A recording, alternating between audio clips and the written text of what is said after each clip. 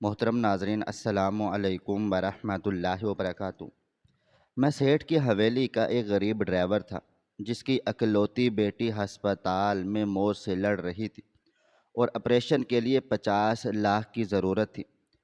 حویلی کے تاریک تہہ خانے کی صفائی کرتے ہوئے اتفاقاً ایک خفیہ لاکر کھل گیا جس میں کروڑوں روپے اور سیٹھ جلال کی اصل وصیت موجود تھی۔ لالچ اور مجبوری نے گھیرا ہی تھا کہ اچانک میرے سر پر کسی نے پستول تان لیا۔ وہ حویلی کا ظالم حکمران سکندر تھا جس نے 50 لاکھ کی پیشکش کرتے ہوئے شرط رکھی کہ میں وہ وصیت اپنے ہاتھوں سے جلا دوں۔ میں نے کانپتے ہوئے ہاتھوں سے ماچس جلائی، مگر جیسے ہی میری نظر وصیت پر لکھی ایک سطر پر پڑی، پیروں تلے سے زمین نکل گئی، کیونکہ کروڑوں کی وہ اکلوتی وارث کوئی اور نہیں بلکہ ہسپتال کی اس سرد اور بے رونق راہداری میں فنائل کی بو میرے حواس پر ہتھوڑے برسا رہی تھی۔ میرے سامنے وہ شیشے کا دروازہ تھا جس کے پار میری چھوٹی سی کائنات، میری 5 سالہ بیٹی نور زندگی اور موت کی کشمکش میں تھی۔ اس کے سینے پر لگی مشینوں کی وہ بے رحم بپ بپ کی آواز میرے دل کے ہر دھڑکنے کے ساتھ ایک نیا خوف پیدا کر رہی تھی۔ میں زمان، ایک معمولی سا ڈرائیور جس کی کل کائنات اس کی یہ بیمار بچی تھی، آج اپنی بے بسی کے سب سے گہرے کنویں میں گرا ہوا تھا۔ ڈاکٹر نے چند لمحے قبل ہی اپنے سرد لہجے میں وہ فیصلہ سنایا تھا جس نے میری روح تک کو منجمد کر دیا تھا کہ زمان، ہمارے پاس صرف 2 دن ہیں۔ اگر بچی کے دل کا آپریشن نہ ہوا تو ہم اسے نہیں بچا سکیں گے۔ 50 لاکھ روپے کا انتظام کرو، ورنہ اس کا ورنہ میرے کانوں میں کسی زہریلے سانپ کی طرح پھنکار رہا تھا۔ 50 لاکھ! میں نے تو زندگی میں کبھی 50,000 ایک ساتھ نہیں دیکھے تھے۔ میری جیب اس وقت کل ملا کر صرف چند 100 روپے تھے اور میری بیٹی کی سانسوں کی قیمت 50 لاکھ لگائی گئی تھی۔ میں دیوار کے ساتھ ٹیک لگا کر فرش پر بیٹھ گیا تھا اور میرے آنسو میرے کھردرے ہاتھوں پر گرنے لگے۔ یہ غریبی بھی کیسا عذاب ہے! یہ انسان کو زندہ درگور کر دیتی ہے۔ میں نے آسمان کی طرف دیکھا، کوئی معجزہ، کوئی مسیحا، کچھ تو ایسا ہو جو میری نور کو مجھ سے چھننے نہ دے۔ میں بوجھل قدموں سے اٹھا، ہسپتال سے نکلا اور اپنی ڈیوٹی کی طرف چل پڑا۔ مجھے اس حویلی جانا تھا جو میرے لیے کسی ڈراؤنے خواب سے کم نہ تھی۔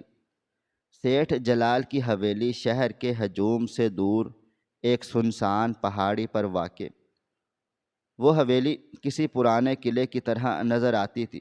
اس کے اونچے لوہے کے دروازے، سیاہ پتھروں سے بنی دیواریں اور ہر وقت چھایا رہنے والا ایک پر اسرار سناٹا جو کسی کی بھی روح کو خوف زدہ کر دینے کے لیے کافی تھا۔ میں پچھلے 3 سالوں سے یہاں ڈرائیور کی حیثیت سے کام کر رہا تھا۔ سیٹھ جلال جو کبھی اس شہر کا ایک ارب پتی اور طاقتور ترین انسان تھا، آج ایک ویل چیئر پر مفلوج پڑا تھا۔ فالج کے ایک خوفناک حملے نے اس کے جسم کی حرکت اور زبان کی طاقت چھین لی تھی۔ اب وہ صرف اپنی آنکھوں سے اشارہ کرتا تھا اور ان آنکھوں میں نے ہمیشہ ایک عجیب سی بے بسی، ایک گہرا دکھ اور کسی نامعلوم خوف کا سایہ دیکھا تھا۔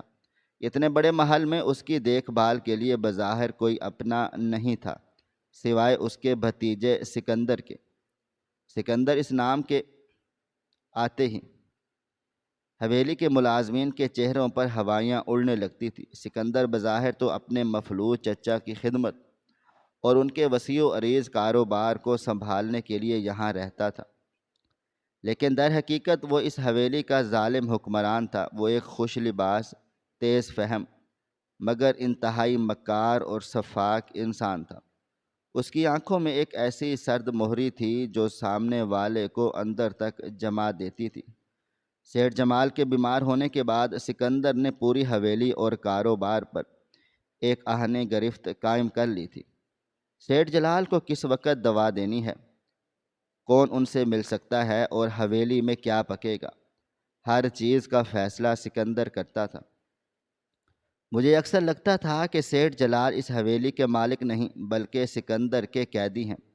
میں جب بھی سیٹھ جلال کو ویل چیئر پر بیٹھے بے بسی سے سکندر کو دیکھتے ہوئے پاتا تو مجھے محسوس ہوتا جیسے وہ کچھ کہنا چاہتے ہیں، کوئی ایسا راز جو ان کے سینے میں گھٹ رہا ہے، لیکن سکندر کی موجودگی ان کی آنکھوں کی زبان بھی بند کر دیتی تھی۔ میں صرف ایک ڈرائیور تھا، میرا کام سکندر کو شہر لے جانا اور واپس لانا تھا، اس لیے میں کبھی ان معاملات میں نہیں پڑا۔ لیکن آج میری اپنی دنیا اجڑ رہی تھی۔ آج میں حویلی کے اس لوہے کے دروازے سے اندر داخل ہوا تو میرا دل و دماغ صرف 50 لاکھ کی رقم کے گرد گھوم رہا تھا۔ بارش شروع ہو چکی تھی، آسمان پر سیاہ بادل کسی دیو قامت سائے کی طرح چھائے ہوئے تھے اور بجلی کی کڑک سیدھی دل پر وار کر رہی تھی۔ حویلی کے اندرونی دلان میں ایک عجیب سی تاریکی تھی۔ میں سکندر صاحب کو شہر سے لے کر ابھی واپس آیا تھا اور سیدھا اپنے کوارٹر میں جانے والا تھا کہ سکندر کی سرد آواز نے مجھے روک لیا۔ اس نے مجھے آواز دی، زمان۔ وہ اپنے مہنگے چمڑے کے جوتوں کی ٹک ٹک کرتا ہوا میرے قریب چلا آیا۔ اس کے ہاتھ میں سگار تھا اور چہرے پر ایک متکبرانہ مسکراہٹ تھی۔ اس نے حکم دیا کہ نیچے تہہ خانے میں جاؤ، وہاں پرانی الماریوں کے پیچھے ایک سرخ رنگ کا صندوق رکھا ہے، مجھے اس میں سے کچھ پرانے کاغذات چاہئیں، فوراً لے کر آؤ۔ تہہ خانہ حویلی کا وہ حصہ جہاں جانے سے دن کے اجالے میں بھی ڈر لگتا تھا، وہ جگہ جو سالوں سے بند پڑی تھی اور جہاں صرف جالے، دھول اور تاریکی کا راج تھا۔ لیکن میں ایک نوکر تھا، انکار کی گنجائش نہیں تھی۔ میں نے سر جھکایا اور ٹارچ لے کر تہہ خانے کی سیڑھیوں کی طرف بڑھ گیا تھا۔ لکڑی کی پرانی سیڑھیاں میرے ہر قدم کے ساتھ چرا رہی تھی۔ جیسے جیسے میں نیچے اتر رہا تھا، ہوا میں نمی اور پرانے کاغذوں کی سرانڈ بڑھتی جا رہی تھی۔ ٹارچ کی پیلی روشنی تاریکی کو چیرنے کی ناکام کوشش کر رہی تھی۔ تہہ خانہ بہت بڑا تھا، جس میں پرانا فرنیچر، ٹوٹی ہوئی مورتیاں اور گرد آلود صندوق بھرے پڑے تھے۔ میں نے سرخ صندوق کی تلاش شروع کی۔ ایک کونے میں ایک بڑی سی پینٹنگ کے پیچھے مجھے وہ سرخ صندوق نظر آیا۔ میں اس کی طرف بڑھا۔ صندوق کے اوپر گرد کی ایک موٹی تہہ جمی ہوئی تھی۔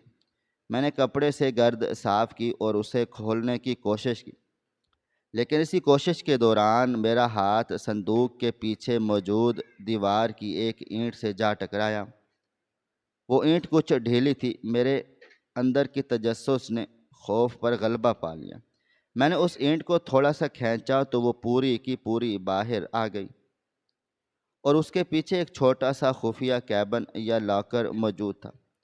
میرا دل تیزی سے دھڑکنے لگا۔ لاکر کا دروازہ شاید کسی نے جلدی میں بند کیا تھا، اس لیے وہ پورا بند نہیں ہوا تھا اور ذرا سی دھکے سے کھل گیا۔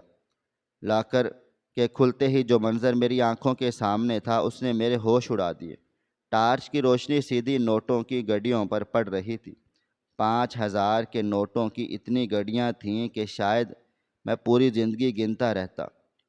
کروڑوں روپے، اتنی دولت کہ میری بیٹی کے 10 آپریشن ہو سکتے تھے۔ میرے ہاتھ کانپنے لگے، میرا سانس اکھڑنے لگا۔ ایک لمحے کے لیے مجھے لگا کہ میری ساری دعائیں قبول ہو گئی ہیں، خدا نے میرے لیے خزانے کا دروازہ کھول دیا ہے۔ میں کانپتے ہاتھوں سے ایک گڈی کو چھوا، وہ حقیقت تھی، لیکن اسی لاکر میں نوٹوں کے ساتھ ایک خاکی رنگ کا بڑا سا لفافہ بھی رکھا تھا۔ اس پر لال مہر لگی ہوئی تھی اور وہ سیٹھ جلال کا نام تھا۔ میں نے بے ساختہ وہ لفافہ اٹھا لیا۔ لفافہ کھلا ہوا تھا۔ میں نے اندر سے کاغذات نکالے اور ٹارچ کی روشنی میں انہیں پڑھنے لگا۔ وہ سیٹھ جلال کی اصل اور آخری وصیت تھی، وہ وصیت جسے شاید بہت پہلے چھپا دیا گیا تھا۔ میں نے جب اس کی عبارت پڑھی تو میرے قدموں تلے سے زمین نکل گئی۔ اس میں واضح طور پر لکھا ہوا تھا کہ سیٹھ جلال کے ہوش و حواس میں ان کی تمام منقولہ اور غیر منقولہ جائیداد، فیکٹریاں، بینک بیلنس اور یہ حویلی، سب کچھ ان کی اکلوتی بیٹی رابعہ جلال کے نام پر منتقل کیا جاتا ہے۔ رابعہ، میں نے حویلی میں کبھی کسی رابعہ کا نام نہیں سنا تھا۔ یہاں تو سب یہی سمجھتے تھے کہ سیٹھ جلال لاولد ہیں اور سکندر ہی ان کا اکلوتا وارث ہے۔ وصیت کے نیچے لکھا تھا کہ سکندر کو جائیداد سے بے دخل کیا جا رہا ہے کیونکہ اس نے کمپنی کے فنڈز میں خرد برد کی تھی۔ میرا دماغ سائیں سائیں کر رہا تھا۔ یہ وصیت، یہ دولت، یہ سب ایک ایسا بھیانک سچ تھا جس نے حویلی کی دیواروں کے پیچھے چھپے ہوئے کئی سالوں کے جھوٹ کو بے نقاب کر دیا تھا۔ سیٹھ جلال فالج کا شکار نہیں ہوئے تھے۔ انہیں یقیناً اس حال تک پہنچایا گیا تھا، اور وہ بھی سکندر کی طرف سے۔ اور رابعہ وہ کہاں تھی؟ کیا اسے مار دیا گیا تھا یا وہ بھی کسی اندھیرے کی قیدی تھی؟ میرے ذہن میں ابھی یہ سوالات ابھر ہی رہے تھے کہ اچانک میرے پیچھے ایک آواز گونجی کہ بہت برا کیا تم نے زمان۔ یہ آواز سکندر کی تھی۔ میرے ہاتھ سے ٹارچ چھوٹ کر گرنے لگی جسے میں نے بامشکل سنبھالا۔ میں نے پلٹ کر دیکھا، سکندر سیڑھیوں کے آخری قدم پر کھڑا تھا۔ اس کے ہاتھ میں ایک چمکتا ہوا ریوالور تھا جس کا رخ سیدھا میرے سینے کی طرف تھا۔ اس کے چہرے پر وہ خوفناک مسکراہٹ تھی جو کسی شکاری کے چہرے پر اپنے شکار کو جال میں پھنسا ہوا دیکھ کر ہوتی ہے۔ اس نے کہا، تجسس انسان کو ہمیشہ موت کے منہ میں لے جاتا ہے زمان۔ میں نے تمہیں صرف سرخ صندوق لانے بھیجا تھا، تم تو چچا جان کے رازوں کے صندوق تک پہنچ گئے۔ وہ آہستہ آہستہ قدم اٹھاتا ہوا میرے قریب آ رہا تھا۔ تہہ خانے کی خاموشی میں اس کے جوتوں کی آواز میرے دل پر ہتھوڑے کی طرح لگ رہی تھی۔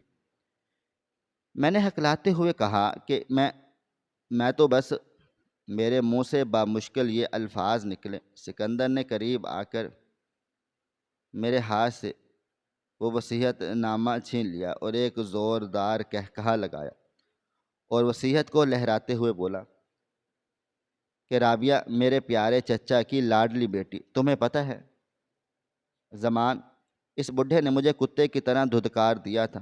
اس لڑکی کے لیے میں نے کئی سالوں تک اس حویلی میں اس کی غلامی کی، اس کے کاروبار کو دن رات ایک کر کے بڑھایا، اور اس نے سب کچھ اس رابعہ کے نام کر دیا۔ یہ وصیت میں پچھلے 2 سالوں سے ڈھونڈ رہا تھا۔ چچا نے اسے اس طرح چھپایا کہ مفلوج ہونے کے بعد اس کی زبان بند ہو گئی اور یہ راز اسی تہہ خانے میں دفن ہو گیا۔ لیکن آج تم نے میرا یہ کام بھی آسان کر دیا۔ میں گہری سانسیں لے رہا تھا، مجھے موت صاف نظر آ رہی تھی۔ میری بیٹی، میری نور کی صورت میری آنکھوں کے سامنے گھور گئی۔ اگر میں یہاں مارا گیا تو ہسپتال کے اس ٹھنڈے بستر پر سسک سسک کر مر جائے گی۔ میں نے اس کے سامنے ہاتھ جوڑ دیے اور روتے ہوئے کہا کہ مجھے جانے دو صاحب، میں نے کچھ بھی نہیں دیکھا، میں کسی کو کچھ بھی نہیں بتاؤں گا۔ سکندر نے ریوالور کو نیچے کیا اور میری آنکھوں میں غور سے دیکھا۔ اس کی آنکھوں میں ایک شیطانی چمک ابھری۔ اس نے طنزاً کہا کہ تمہاری بیٹی ہسپتال میں ہے نا زمان؟ میں جانتا ہوں، میں یہ بھی جانتا ہوں کہ تمہیں آج ہی 50 لاکھ کی ضرورت ہے۔ ڈاکٹر نے تمہیں الٹیمیٹم دے دیا ہے۔ اس کی بات سن کر میرے رونگٹے کھڑے ہو گئے تھے، اور کہ اسے میرے بارے میں سب کچھ کیسے پتہ تھا۔ اس نے جیب سے ایک ماچس نکالی اور میرے سامنے کرتے ہوئے کہا، دیکھو زمان، میں کوئی ظالم انسان نہیں ہوں۔ یہ وصیت نامہ اب میرے پاس ہے، لیکن میں چاہتا ہوں اسے تم اپنے ہاتھوں سے جلاؤ، اس جھوٹے سچ کو ہمیشہ ہمیشہ کے لیے راکھ کر دو۔ اس تہہ خانے میں اس راز کو دفن کر دو، اور اس وصیت کی راکھ کے بدلے وہ جو سامنے 50 لاکھ روپے پڑے ہیں وہ تمہارے۔ اس نے وصیت کا کاغذ اور ماچس میرے ہاتھ میں تھما دی اور مجھے قائل کرتے ہوئے بولا کہ تمہاری بیٹی کو زندگی مل جائے گی زمان، وہ زندہ رہے گی، ہنسے گی، کھیلے گی، اور تمہیں بس ایک چھوٹا سا کام کرنا ہے۔ اس کاغذ کو جلا دو، اپنے ضمیر کو مارو اور اپنی بیٹی کو بچا لو۔ اگر تم نے ایسا نہیں کیا تو اس نے ریوالور کا رخ دوبارہ میری طرف کیا اور کہا، تو یہاں تم مرو گے اور وہاں ہسپتال میں تمہاری بیٹی۔ اب فیصلہ تمہارا ہے۔ تہہ خانے کی اس سرد اور دم گھٹنے والی فضا میں میرا جسم پسینے سے بھیگ چکا تھا۔ میرے دائیں ہاتھ میں وہ وصیت تھی جس میں ایک باپ کا حق اس کی بیٹی کے لیے لکھا تھا، ایک امانت تھی، ایک سچ تھا، اور میرے بائیں ہاتھ میں ماچس کی تیلی تھی جس سے مجھے اس سچ کو جلا کر راکھ کرنا تھا۔ سامنے کھڑا سکندر تھا، اس کی آنکھوں میں لالچ اور ظلم ناچ رہا تھا۔ میرے ذہن میں میری بیٹی کی وہ معصوم صورت تھی جس کے دل کی دھڑکنیں کمزور ہو رہی تھی۔ میرا ضمیر اندر سے چیخ رہا تھا، اماں کی وہ سب باتیں یاد آ رہی تھیں کہ حرام کا نوالا اور غاصب کا ساتھ کبھی سکون نہیں دیتا، لیکن باپ کی ممتا اور مجبوری اس ضمیر کے گلے میں پھندا ڈال رہی تھی۔ کیا میں ایک ایسا سچ بچانے کے لیے اپنی بیٹی کو قربان کر دوں جس کا مجھ سے کوئی تعلق نہیں تھا؟ کیا میں رابعہ نامی اس انجان لڑکی کی دولت بچانے کے لیے اپنی نور کو موت کے منہ میں دھکیل دوں؟ باہر بارش کی شدت میں اضافہ ہو چکا تھا اور بادلوں کی گرج تہہ خانے کی دیواروں کو ہلا رہی تھی۔ میرے ہاتھ کانپ رہے تھے۔ میں نے ماچس کی تیلی نکالی، اس کو ماچس کی ڈبیا پر رگڑا۔ ایک چھوٹی سی آگ کا شعلہ بھڑکا جس کی زرد روشنی نے تہہ خانے کے اندھیرے اور میرے دل کے اندھیرے دونوں کو روشن کر دیا۔ میں نے وہ تیلی وصیت کے کاغذ کے قریب کر دی۔ تیلی کی تپش میرے انگلیوں کو چھو رہی تھی اور ضمیر کی آگ میری روح کو جھلسا رہی تھی۔ سکندر کے چہرے پر ایک فاتحانہ مسکراہٹ گہری ہوتی جا رہی تھی۔ وہ جانتا تھا کہ غربت اور مجبوری انسان سے اس کا ضمیر خرید لیتی ہے۔ آگ کا شعلہ کاغذ کے کناروں کو چھونے لگا اور میری آنکھوں سے بے بسی کے آنسو بہہ کر تہہ خانے کی دھول میں جذب ہونے لگے۔ یہ وہ لمحہ تھا جب میری روح اور میرے جسم کے درمیان ایک خوفناک جنگ چھڑ چکی تھی۔ ایک طرف میری معصوم بچی نور کی ہنستی کھیلتی صورت تھی تو ہسپتال کے اس ٹھنڈے بستر پر موت سے لڑ جھگڑ رہی تھی، اور دوسری طرف ایک مفلوج باپ کی وہ آخری آس امید جسے میں اپنے ہی ہاتھوں سے راکھ کرنے جا رہا تھا۔ جیسے ہی آگ نے کاغذ کے ایک سرے کو اپنی لپیٹ میں لیا، میرے اندر بیٹھے اس غریب لیکن غیرت مند پٹھان نے ایک زوردار چیخ ماری، نہیں زمان، یہ حرام کا نوالا تیری بچی کی رگوں میں زہر بن کر دوڑے گا۔ میری نظریں تیز سے ارد گرد گھومی۔ میں سرخ صندوق کے بالکل ساتھ کچھ پرانے اور بوسیدہ خاکی رنگ کے کاغذات بکھرے پڑے تھے۔ میری قسمت اچھی تھی کہ تہہ خانے میں چھائی ہوئی اس پر اسرار تاریکی اور سکندر کے بے پناہ غرور نے میری مدد کی۔ سکندر اپنی فتح کے نشے میں چور سگار سلگانے کے لیے ایک لمحے کو مڑا، اسی پل میں جو شاید میری زندگی کا سب سے طویل پل تھا۔ میں نے تیزی سے اصل وصیت نامہ اپنی قمیض کے اندر چھپایا اور زمین پر پڑا وہ بوسیدہ خاکی کاغذ کا ٹکڑا اٹھا کر اس شعلے کو نظر انداز کر دیا تھا۔ شعلے کو نظر کر دیا۔ آگ تیز سے بھڑکی اور چند ہی سیکنڈ میں وہ کاغذ جل کر راکھ کا ڈھیر بن گیا۔ میں نے راکھ کو اپنے جوتوں سے مسل دیا تاکہ سکندر کو کوئی شک نہ ہو۔ سکندر مڑا، اس نے راکھ کو اڑتے ہوئے دیکھا اور اس کے چہرے پر ایک ایسی شیطانی مسکراہٹ ابھری جس نے مجھے اندر تک خوفزدہ کر دیا۔ اس نے وہ بھاری بیگ جس میں 50 لاکھ روپے تھے میرے قدموں میں پھینک دیا۔ شاباش زمان، تم نے ثابت کر دیا کہ ضمیر غریب کا کوئی بھی ضمیر نہیں ہوتا اور اس کا ضمیر صرف اس کی مجبوری ہوتی ہے۔ جاؤ اپنی بیٹی کی جان بچا لو، لیکن یاد رکھنا آج کے بعد تم میری مٹھی میں ہوگے۔ اگر تم نے کبھی زبان کھولنے کی کوشش کی تو میں اس کی زبان کاٹ دوں گا، جو تمہاری کمزوری ہے۔ اس کی دھمکی میرے کانوں میں سیسا پگھلا کر ڈال رہی تھی، لیکن میں خاموش رہا۔ میں نے کانپتے ہاتھوں سے پیسوں کا وہ بیگ اٹھایا اور تہہ خانے کی اس پرانی چرچراتی سیڑھیوں پر چڑھنے لگا۔ باہر موسلا دھار بارش ہو رہی تھی اور آسمان سے گرتا ہوا ہر قطرہ میرے وجود کو چھو رہا تھا، لیکن میرے اندر لگی ہوئی آگ کو بجھا نہیں پا رہا تھا۔ میں حویلی سے نکلا اور پاگلوں کی طرح سڑک پر بھاگنے لگا۔ مجھے کوئی سواری نہیں مل رہی تھی اور میرا دل ہسپتال کی طرف اڑ رہا تھا۔ جب میں ہسپتال پہنچا تو میرے کپڑے کیچڑ اور پانی سے لت پت تھے اور میرے ہاتھ میں وہ پیسوں سے بھرا بیگ تھا۔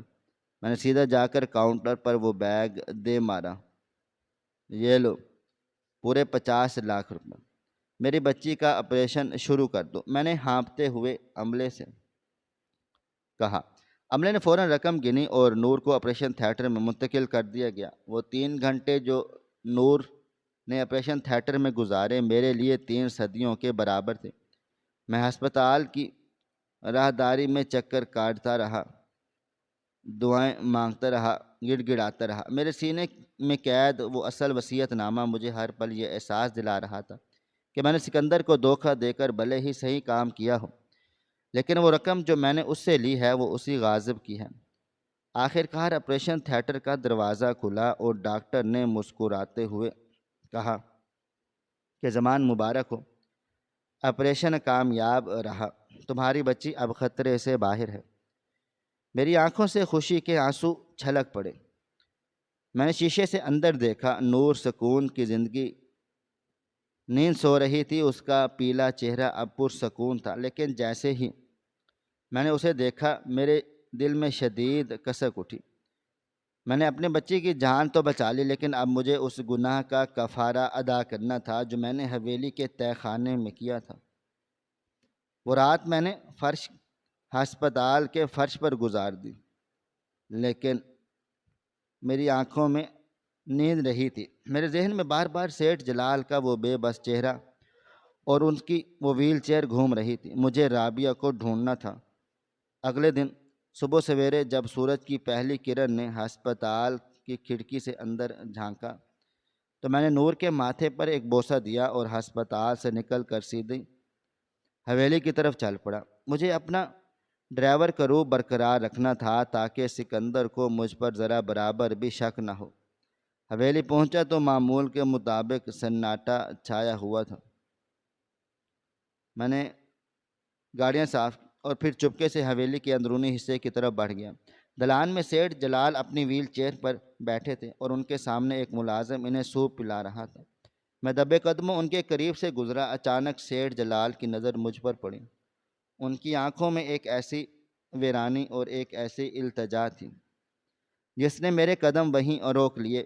میں نے محسوس کیا کہ ان کی آنکھیں بول رہی ہیں، وہ مجھ سے کچھ پوچھ رہے ہیں۔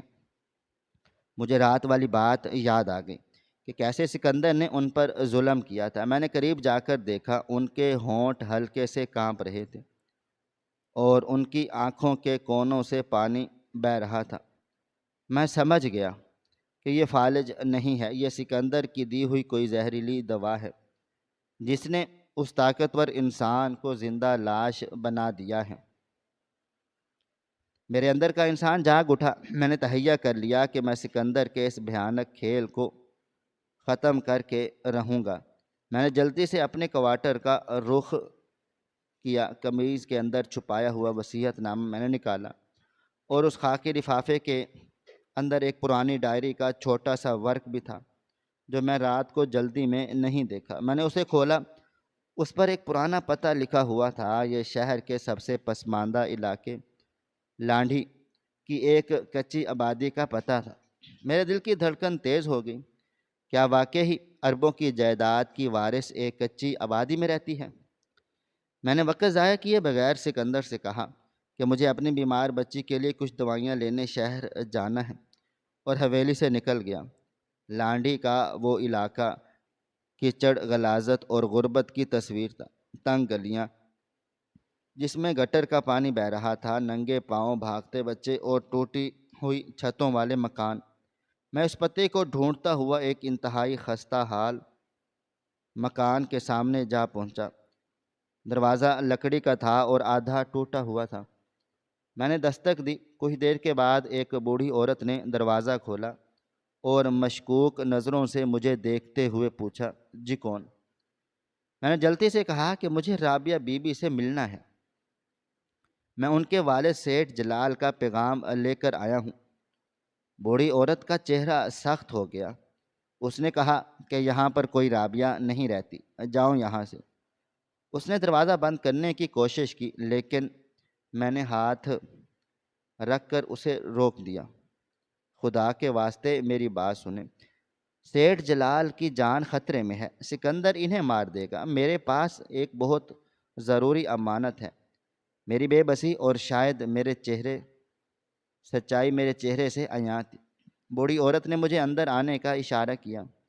مکان کے اندر کا صحن بہت چھوٹا اور اندھیرا تھا۔ ایک کونے میں سلائی مشین رکھی ہوئی تھی جس پر ایک لڑکی جھکی ہوئی کام کر رہی تھی۔ اس نے سادہ سا سوتی لباس پہنا ہوا تھا لیکن اس کے چہرے کے نقوش میں سیٹھ جلال کی جھلک واضح تھی۔ وہ رابعہ تھی۔ اس نے سر اٹھا کر میری طرف دیکھا۔ اس کی آنکھوں میں ایک دکھ اور تھکاوٹ تھی۔ کون ہو تم؟ اور اس شخص کا نام لے کر میرے گھر میں کیوں لے رہے ہو جس نے مجھے اور میری ماں کو سالوں پہلے دھتکار دیا تھا؟ اس کی آواز میں ایک شدید قرب تھا۔ میں نے ہاتھ جوڑ کر کہا، بی بی جی، میں زمان ہوں، سیٹھ جلال کا ڈرائیور۔ آپ کے والد نے آپ کو نہیں دھتکارا، یہ سب سکندر کی سازش تھی۔ اس نے آپ کے والد کو مفلوج کر کے حویلی پر قبضہ کر رکھا ہے، اور یہ دیکھیں، میں نے وہ وصیت نامہ نکال کر اس کی طرف بڑھایا، اور یہ آپ کے والد کی اصل وصیت ہے جس میں انہوں نے سب کچھ آپ کے نام کیا ہے۔ سکندر کل رات مجھے یہ کاغذات جلوانا چاہتا تھا لیکن میں نے جان پر کھیل کر انہیں بچا لیا۔ رابعہ کے ہاتھ کانپنے لگے جب اس نے وہ کاغذ پکڑا۔ اس نے وصیت پڑھی اور اس کی آنکھوں سے آنسو چھلک پڑے۔ بابا، میرے بابا۔ وہ سسکیاں لینے لگی، ایک بیٹی کا درد جو سالوں سے باپ کی نفرت کا بوجھ اٹھائے ہوئے تھی، آج اس سچائی کے سامنے پگھل رہا تھا۔ ہمیں فوراً پولیس کے پاس جانا چاہیے بی بی جی، اس سے پہلے کہ سکندر صاحب سیٹھ صاحب کو کچھ کر دے، میں نے جلدی سے کہا۔ رابعہ نے آنسو پہنچے اور بولی، تم ٹھیک کہہ رہے ہو زمان بھائی، میں بھی تیار ہوتی ہوں، لیکن ہماری یہ امید یہ سچائی کا سفر شروع ہونے سے پہلے ہی ایک خوفناک طوفان کی زد میں آ گیا۔ اچانک باہر گلی میں گاڑیوں کے بریک لگنے کی خوفناک آوازیں آئیں۔ دروازے کو کسی نے زوردار ٹھوکر مار کر توڑ دیا۔ میرے رونگٹے کھڑے ہو گئے۔ اندر 3 موٹے اور خطرناک شکل والے گنڈے داخل ہوئے جن کے ہاتھوں میں جدید اسلحہ تھا۔ ان کے پیچھے پیچھے ایک جانا پہچانا چہرہ اندر داخل ہوا اور وہ سکندر تھا۔ اس کے چہرے پر وہی درندگی تھی لیکن اس بار اس کی آنکھوں میں خون اترا ہوا تھا۔ تو تم نے مجھے بیوقوف سمجھا زمان؟ ایک 2 ٹکے کے ڈرائیور نے سکندر کو دھوکہ دینے کی جرت کی۔ اس کی آواز پورے محلے میں گونج رہی تھی لیکن کسی کی ہمت نہیں تھی کہ وہ باہر نکلے۔ مجھے اسی وقت شک ہو گیا تھا کہ جب تم نے مجھ سے نظریں چرائی تھیں، میں نے اپنے آدمیوں کو تمہارے پیچھے لگا دیا تھا۔ تم نے بہت بڑی غلطی کر دی زمان، بہت بڑی غلطی۔ اس سے پہلے کہ میں کچھ بولتا، ایک گنڈے نے آگے بڑھ کر اپنی بندوق کا بٹ پوری طاقت سے میرے سر کے پچھلے حصے پر مارا۔ ایک زوردار دھماکہ میرے دل و دماغ میں ہوا اور میری آنکھوں کے سامنے اندھیرا چھانے لگا۔ میں نے گرتے ہوئے دیکھا کہ 2 گنڈوں نے رابعہ کو بالوں سے پکڑ کر گھسیٹنا شروع کر دیا ہے۔ وہ چیخ رہی ہے، وہ رو رہی ہے، لیکن ان ظالموں پر کوئی اثر نہیں ہو رہا تھا۔ سکندر نے آگے بڑھ کر رابعہ کے ہاتھ سے وہ وصیت نامہ چھین لیا اور ایک زوردار کہکا لگایا۔ اب یہ کھیل ختم ہوا رابعہ جلال، آج رات تم اور تمہارا باپ دونوں ہمیشہ کے لیے سو جاؤ گے، اور یہ وصیت نامہ اس بار میں اپنے ہاتھوں سے جلاؤں گا۔ میں فرش پر پڑا تڑپ رہا تھا، میرا سر بری طرح سے پھٹ چکا تھا اور خون میری آنکھوں میں جا رہا تھا۔ میں نے اپنا ہاتھ رابعہ کی طرف بڑھانے کی کوشش کی لیکن ایک گنڈے نے میرے ہاتھ پر زور سے بوٹ رکھ دیا۔ میری ہڈیاں چٹکنے کی آواز آئی اور میں درد سے بل بلا اٹھا۔ اس کتے کو اٹھاؤ اور سیدھا تھانے لے جاؤ۔ انسپکٹر شاہ نواز ہمارا ہی آدمی ہے، اس پر حویلی سے کروڑوں روپے کی چوری کا پرچہ کاٹو۔ اسے ایسی تاریک کوٹری میں پھینکو کہ سورج کی روشنی دیکھنے کو ترس جائے۔ سکندر نے حکم دیا اور باہر نکل گیا۔ مجھے گنڈوں نے اٹھا کر ایک گاڑی کی ڈگی میں پھینک دیا۔ میرا ذہن آہستہ آہستہ تاریکی میں ڈوبتا چلا جا رہا تھا۔ مجھے نہیں معلوم تھا کہ کتنا وقت گزرا، گاڑی کہاں کہاں گھومتی رہ گئی۔ جب مجھے ہوش آیا تو میں ایک انتہائی بدبودار، تاریک اور سرد حوالات میں پڑا تھا۔ میرے پورے جسم میں شدید درد تھا، سر سے بہنے والا خون اب جم چکا تھا۔ میں نے بڑی مشکلوں سے آنکھیں کھولی اور چاروں طرف دیکھا۔ یہ ایک اندھیری کوٹھڑی تھی جس میں صرف ایک چھوٹا سا روشن دان تھا جہاں سے چاند کی مدھم سی روشنی اندر آ رہی تھی۔ سلاخوں کے باہر ایک پولیس والا بیٹھا اونگ رہا تھا۔ میں نے کراہتے ہوئے اٹھنے کی کوشش کی لیکن میرے پٹھوں نے جواب دے دیا۔ مجھے یاد آیا کہ کیا ہوا تھا۔ رابعہ کو سکندر لے گیا تھا اور سیٹھ جلال آج رات انہیں سکندر مار دے گا، اور میرا دل خوف اور بے بسی سے زور زور سے دھڑکنے لگا تھا۔ میں نے سلاخوں کے پیچھے جا کر آواز لگائی، صاحب، او صاحب، مجھے باہر نکالو، میں یہاں سے، میں بے گناہ ہوں۔ وہ سکندر سیٹھ جلال کو مار ڈالے گا، خدا را میری بات سنو۔ لیکن پولیس والے نے صرف ایک گندی گالی دی اور دوبارہ سو گیا۔ میری آنکھوں سے آنسو بہنے لگے۔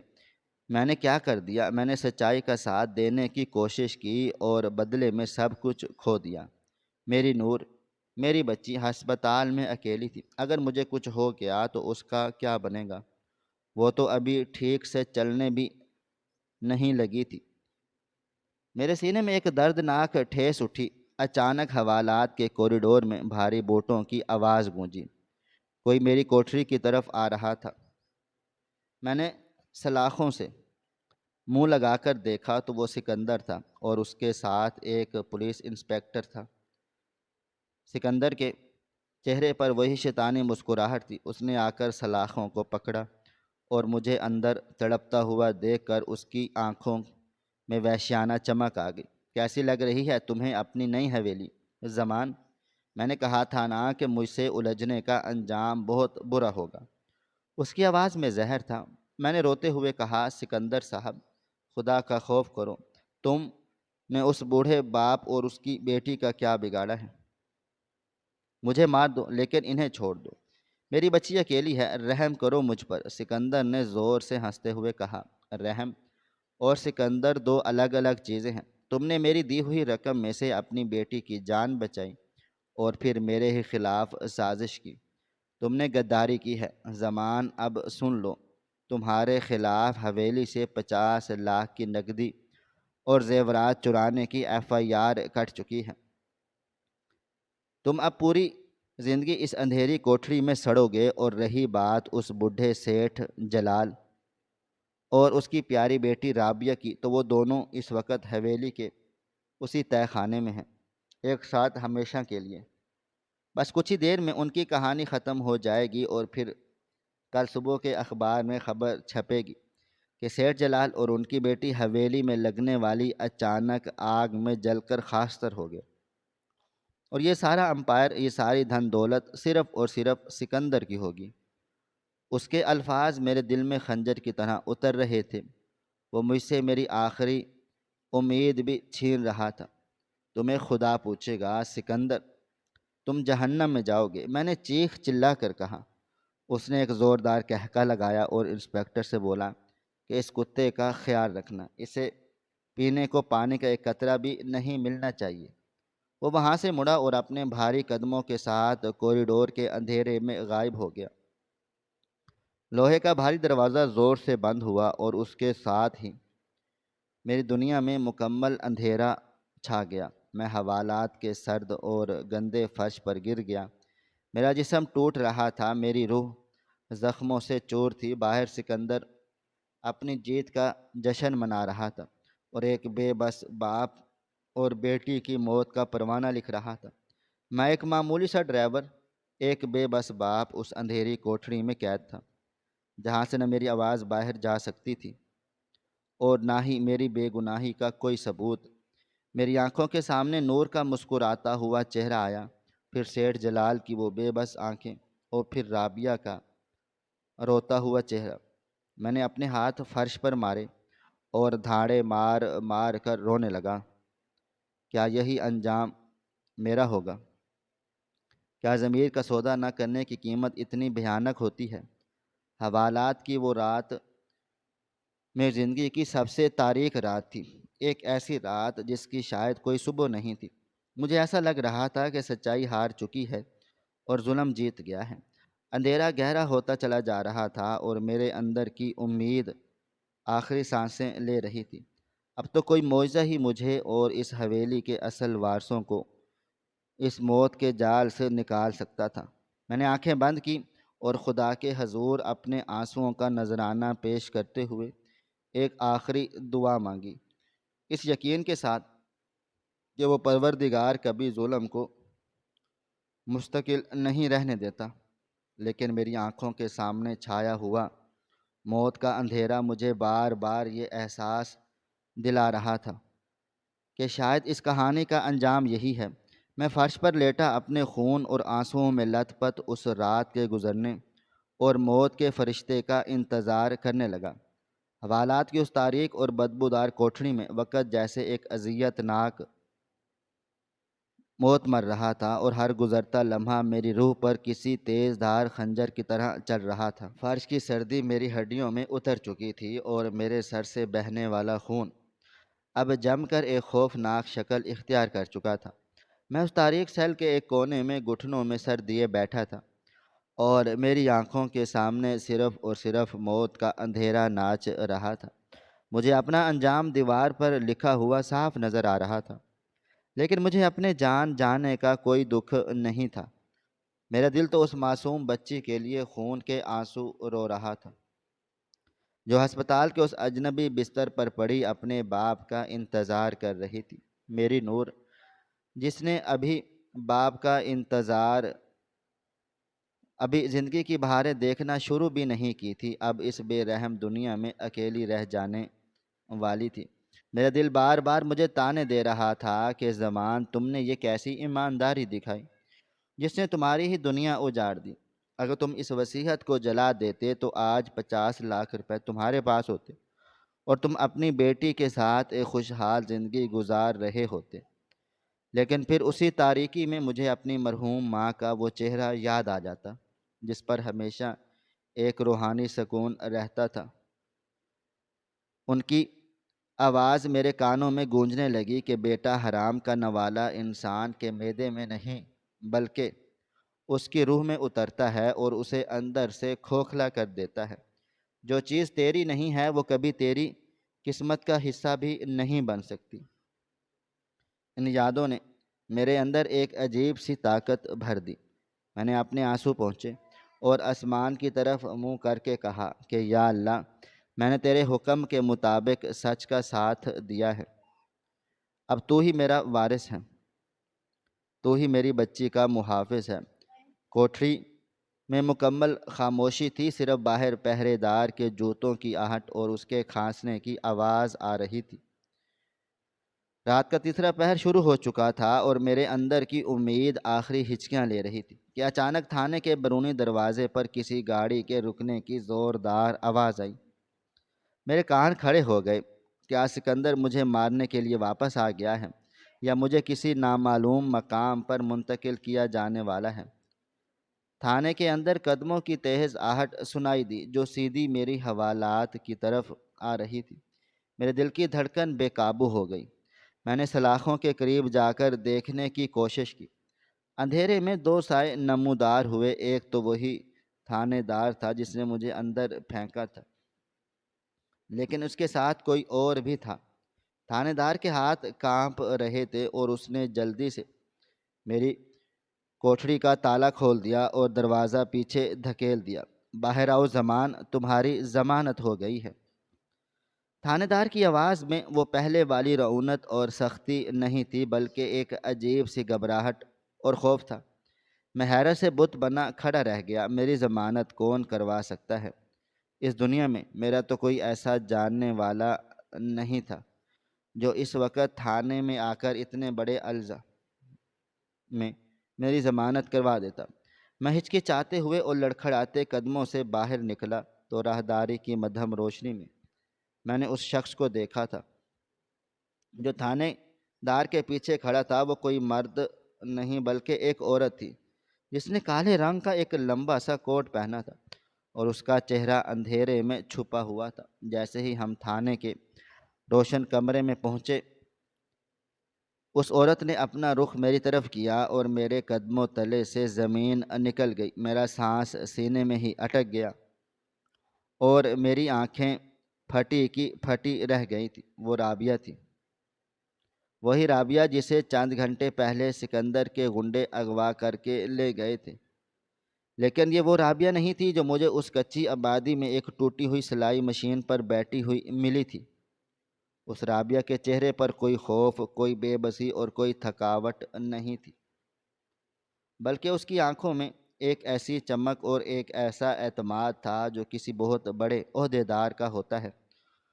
اس نے اپنے کوٹ کے اندر سے ایک کارڈ نکالا اور اسے تھانے دار کے منہ پر مارتے ہوئے کہا، انسپکٹر شاہ نواز، تمہارا کھیل ختم ہو چکا ہے۔ تم ایک مجرم کا ساتھ دے کر وردی کی توہین کی ہے اور اب تم بھی اپنے انجام کے لیے تیار رہو۔ وہ کارڈ دے کر انسپکٹر شاہ نواز کے ماتھے پر پسینہ آ گیا اور وہ ہاتھ جوڑ کر گڑ گڑانے لگا۔ میں کچھ سمجھ نہیں پا رہا تھا، یہ سب کیا ہو رہا ہے؟ رابعہ نے میری طرف دیکھا اور ایک مسکراہٹ کے ساتھ بولی، زمان بھائی آپ حیران نہ ہوں، میں کوئی عام درزی نہیں ہوں، میں وفاقی تفتیشی ادارے کی ایک انڈر کور افیسر ہوں اور پچھلے 6 ماہ سے سیٹھ جلال کی حویلی میں ہونے والے اربوں روپے کے گھپلے اور سکندر کے جرائم کی تفتیش کر رہی ہوں۔ میرا دماغ سائیں سائیں کر رہا تھا۔ رابعہ نے مجھے اپنے ساتھ گاڑی میں بیٹھنے کا اشارہ کیا۔ ہم لوگ تھانے سے باہر نکلے تو باہر تفتیشی ادارے کی کئی گاڑیاں اور درجنوں مسلح افراد موجود تھے۔ میں رابعہ کے ساتھ گاڑی میں بیٹھ گیا اور گاڑی حویلی کی طرف دوڑ پڑی۔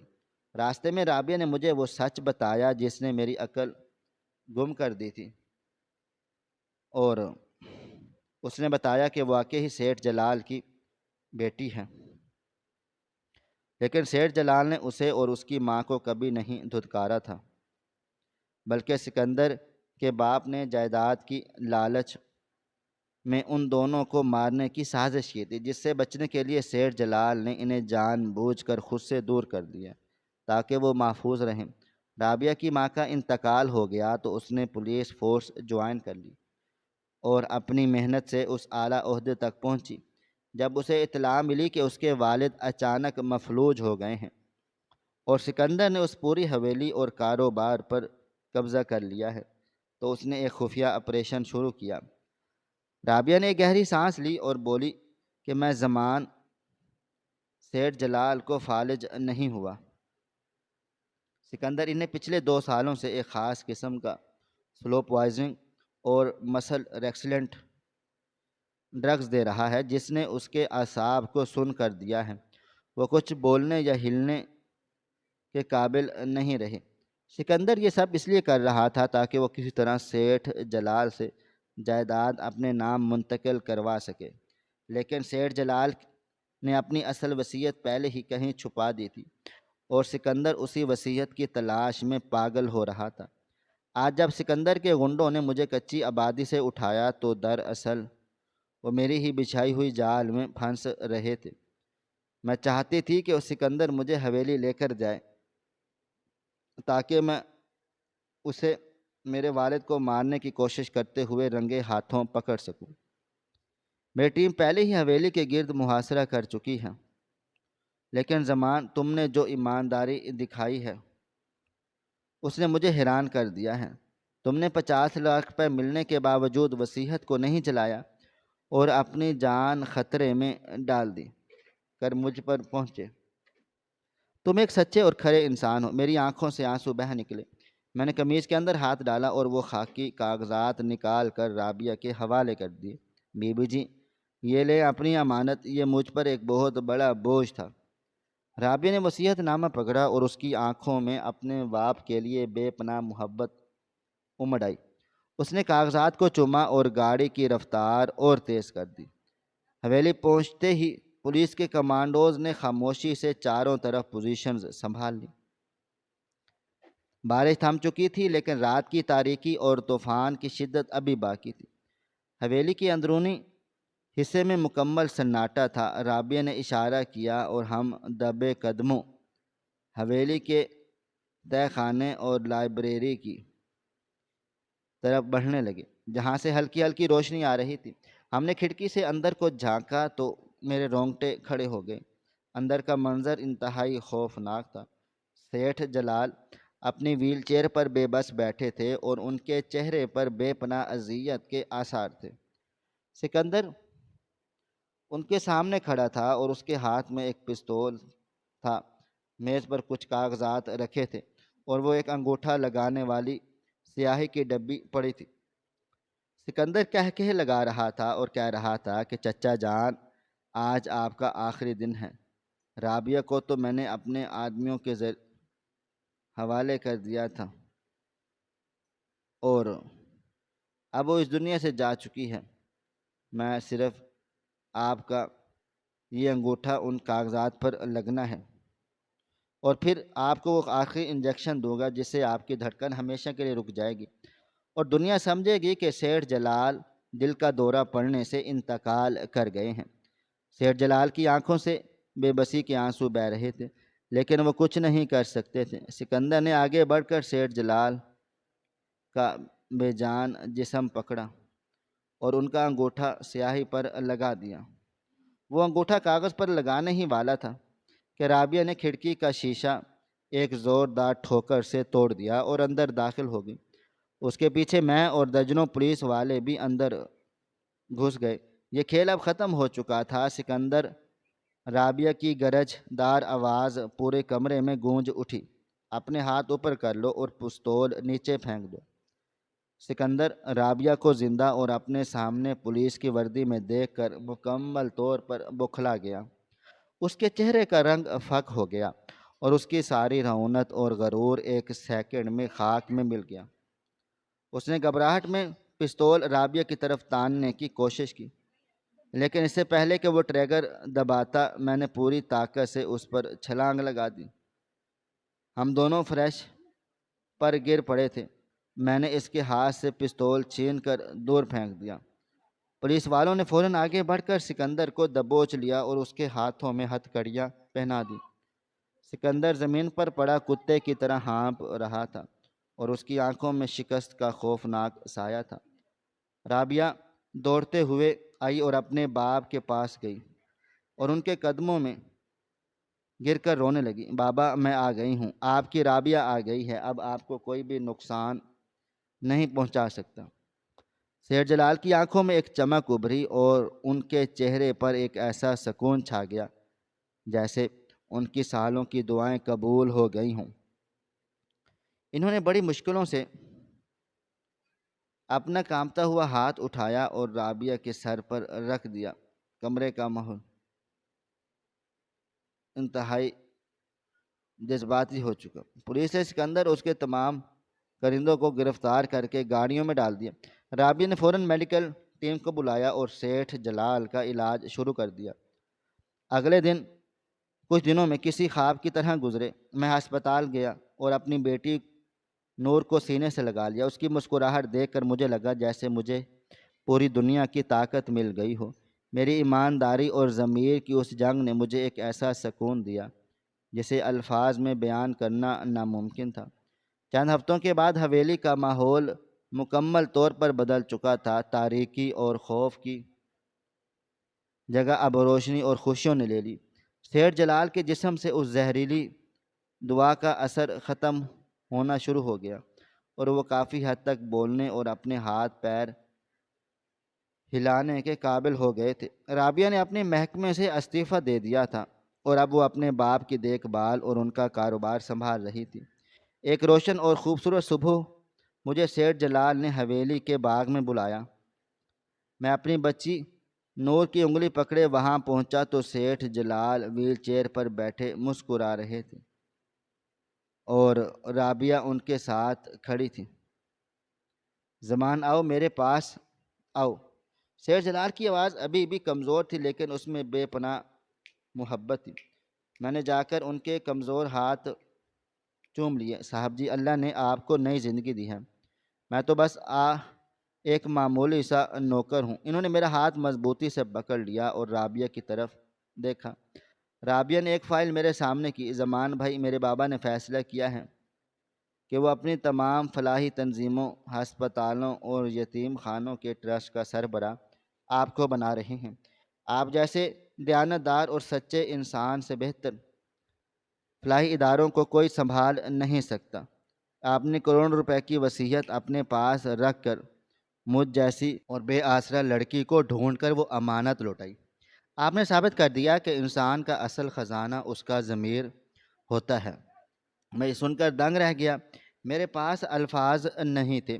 میں نے روتے ہوئے کہا کہ بی بی جی، میں تو ایک ان پڑھ ڈرائیور ہوں، میں اتنا بڑا کام کیسے کروں گا؟ سیٹھ جلال نے مسکراتے ہوئے کہا کہ زمان، علم انسان کو ڈگریاں دیتی ہیں لیکن دیانتداری اور کردار خدا کا تحفہ ہوتا ہے۔ تم نے جس طرح موت کے منہ میں جا کر بھی سچ کا ساتھ دیا ہے، اس سے بڑی کوئی قابلیت نہیں ہو سکتی۔ آج سے تم میرے بیٹے ہو اور یہ حویلی تمہارا اپنا گھر ہے۔ نور نے بھاگ کر سیٹھ جلال کے گھٹنوں پر سر رکھ دیا اور انہوں نے پیار سے اس کے بالوں میں ہاتھ پھیرا۔ میری آنکھوں سے خوشی کے آنسو چھلک پڑے۔ میں نے آسمان کی طرف دیکھا اور خدا کا لاکھ لاکھ شکر ادا کیا کہ آج مجھے یقین ہو گیا تھا کہ اندھیرے کا سودا کرنے والے وقتی طور پر تو جیت سکتے ہیں لیکن دائمی سکون، کامیابی صرف انہی کو ملتا ہے جو روشنی کا انتخاب کرتے ہیں، جو حق اور سچ کے راستے پر چلتے ہیں اور جن کا ضمیر کسی قیمت پر نہیں بکتا۔ آج میں ایک معمولی ڈرائیور سے ایک ایسے مقام پر پہنچ گیا تھا جہاں مجھے نہ صرف عزت ملی تھی بلکہ میری بیٹی کا مستقبل بھی محفوظ ہو گیا تھا، اور میرے دل میں وہ ابدی سکون تھا جو دنیا کی کسی دولت سے نہیں خریدا جا سکتا۔ ناظرین، آپ کو ہماری آج کی کہانی کیسی لگی؟ کومنٹ باکس میں اپنی رائے کا اظہار ضرور کریں۔ خواہش صرف اتنی ہے کہ کچھ الفاظ لکھوں جس سے کوئی گمراہی کے راستے پہ جاتے جاتے رک جائے، اور نہ بھی رکے تو سوچ میں ضرور پڑ جائے۔ پیارے دوستو، امید کرتا ہوں کہ آپ کو یہ ہماری کہانی پسند آئی ہوگی۔ کہانی پسند آئی ہو تو ویڈیو کو لائک کریں، کومنٹس کریں اور شیئر کرنا بالکل بھی نہ بھولیں۔ اور ہاں، اگر آپ لوگ ہمارے اس چینل پر نئے ہیں تو ہمارے چینل حریرہ انفو کو سبسکرائب ضرور کر لیں اور نوٹیفیکیشن کو ضرور دبائیں تاکہ آنے والی کہانی سب سے پہلے آپ کو مل سکے۔ ملتے ہیں کل ایک نئی اور دلچسپ کہانی کے ساتھ، تب تک اپنا ڈھیر سارا خیال رکھیے گا۔ اللہ حافظ۔